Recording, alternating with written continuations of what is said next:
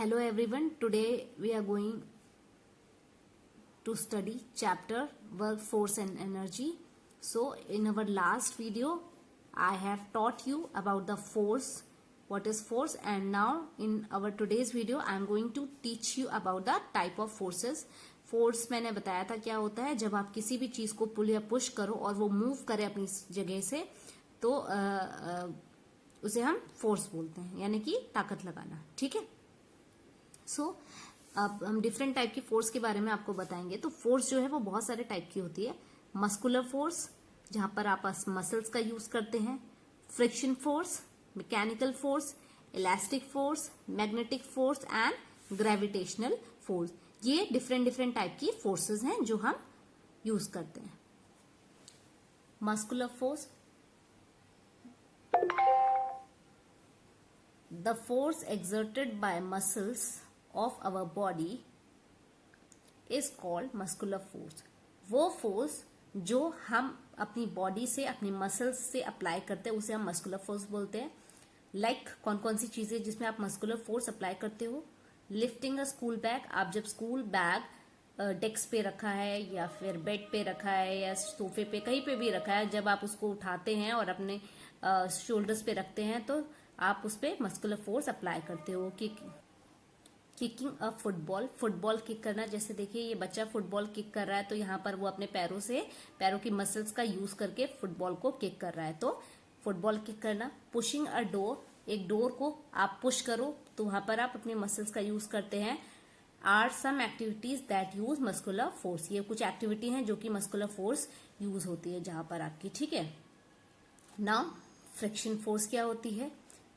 Friction is the force that opposes the motion and therefore try to stop or slow down a moving body. अच्छा, जब कोई भी body move कर रही होती है और आप उसे रोकने की कोशिश करते हैं तो उसमें जो हम फोर्स अप्लाई करते हैं उसी फोर्स को हम क्या बोलते हैं, फ्रिक्शन फोर्स. ओके. जैसे कि टायर चल रहा है, राइट, उसको अचानक से आपने ब्रेक अप्लाई किया तो वो रुक गया. ठीक है. तो टायर की जो सरफेस होती है उसकी वजह जैसे आप उसको रोकने की कोशिश करते हो, ब्रेक अप्लाई करते हो तो वो अपने आप रुक जाता है. ठीक है. तो वहां पर जो हम फोर्स अप्लाई करते हैं उसको रोकने के लिए उसी को हम फ्रिक्शन फोर्स बोलते हैं. तो सरफेस पे और टायर के बीच में फ्रिक्शन फोर्स होती है तभी वो रुक पाता है. अगर वो फ्रिक्शन फोर्स नहीं होगी तो वो नहीं रुकेगा. तो जितनी ज्यादा रफ सरफेस होगी उतना ज्यादा फ्रिक्शन होगा, जितनी ज्यादा स्मूथ सरफेस होती है उतना ही कम फ्रिक्शन होता है. Okay. Example, a ball moving on a ground come to rest on its own after some time due to the force of friction. एक बॉल मूव कर रही है, वो धीरे धीरे क्या होगा, एक जगह पे पॉइंट पे आकर वो रुक जाएगी. क्यों? क्योंकि वहां पर उसकी जो फ्रिक्शन फोर्स होती है वो खत्म हो जाती है, शुरू हो जाती है. ठीक है. वहां पर जाके फ्रिक्शन फोर्स शुरू हो जाती है, इसलिए वहां पर वो मूव करना बंद कर देती है. We are able to walk smoothly due to friction force. Friction force की वजह से ही हम स्मूथली वॉक करते हैं. अगर फ्रिक्शन फोर्स हमारे पैरों के बीच में और सरफेस के बीच में नहीं होगी तो आप फिसल जाएंगे, गिर जाएंगे. जैसे आपने देखा है टाइल्स जो होती हैं उस पर क्या होता है, आप ज्यादा बहुत ही फास्ट मूव करते हैं, आप जरा सा पैर करते हैं और आपका पैर स्लिप कर जाता है. क्यों? क्योंकि उस वक्त आपके पैरों के बीच में और फ्रिक्शन सरफेस के बीच में जो फ्रिक्शन फोर्स होती है वो बहुत ही ज्यादा कम होती है और ऑलमोस्ट निल होती है, तो इसीलिए आप वहां पर गिर जाते हैं. ओके. मैकेनिकल फोर्स, मैकेनिकल नाम से पता चल रहा है जैसे कि मशीन्स का जहां पर यूज होता हो. ठीक है. The force produce by a machine, वो फोर्स जो कि मशीन के द्वारा प्रोड्यूस की जाती है उसे हम मैकेनिकल फोर्स बोलते हैं. जैसे कि कार, बस, है ना, अदर व्हीकल्स जो हैं जो कि आप डायरेक्टली आप वहां पर फोर्स अप्लाई नहीं करते, आप ब्रेक दबाते हैं, है ना, तो गाड़ी अपने आप रुक जाती है. इतनी बड़ी गाड़ी को आप जरा सा छोटा सा ब्रेक दबाकर आप ब्रेक अप्लाई करके आप उसको रोक देते हो. तो यहाँ पर मशीन का यूज करके हम ब्रेक लगाते हैं, है ना. तो इसीलिए वो जो कार है, बस है, ये सब मूव करना या रुकना शुरू कर देती हैं. Okay. Car, buses and other vehicle move due to the mechanical force produced by their engine. Engine की वजह से जो मैकेनिकल फोर्स प्रोड्यूस होती है उससे वो रुक जाते हैं. Okay. Elastic force, If we apply force on a rubber band or an elastic thread, it stretches. अगर आप किसी, देखिए यहाँ पर एक बच्चा है, इसने क्या किया, रबर बैंड को खींचा दोनों तरफ, तो क्या हुआ, वो बहुत दूर तक वो उसकी जो साइज है वो बढ़ गया, है ना. when we release it after some time it regain its original shape and size. जब आपने उसे छोड़ा, यहाँ पर जैसे ही आप हटाओगे तो क्या होगा, ये वापस से अपनी ओरिजिनल शेप में चला जाएगा. This force possessed by a body that regain its original shape after being stretched is called elastic force.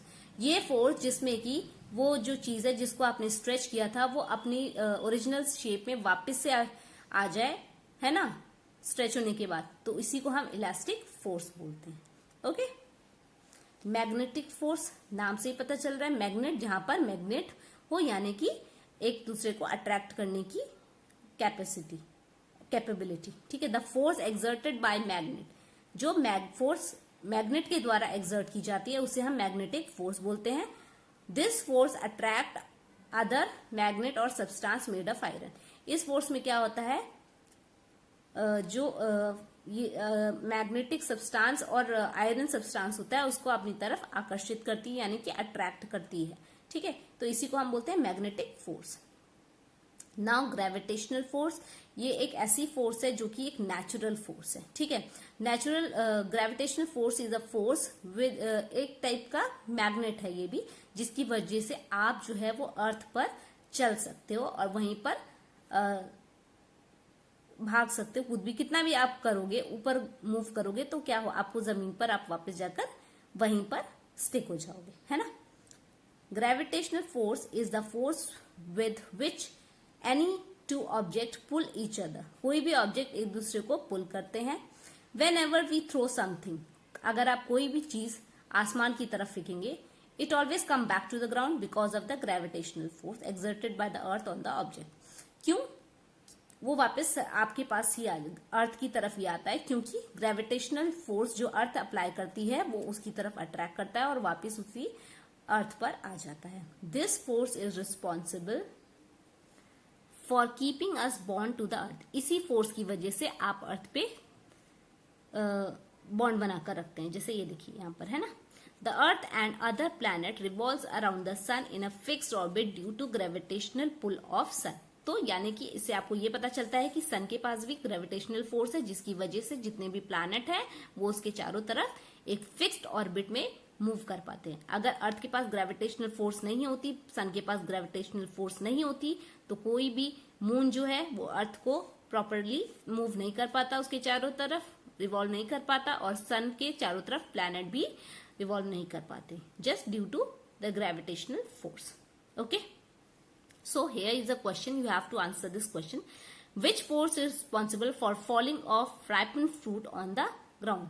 कौन सी फोर्स है जो कि रिस्पॉन्सिबल है पके हुए फल को जमीन पर गिरने के लिए? So it's gravitational force, right. जब वो पक जाता है तो वो ग्रेविटेशनल फोर्स उसे अपनी तरफ आकर्षित करने लगती है. So this is all for today. In our next video will talk about the work. What is work? Okay. Have a great day.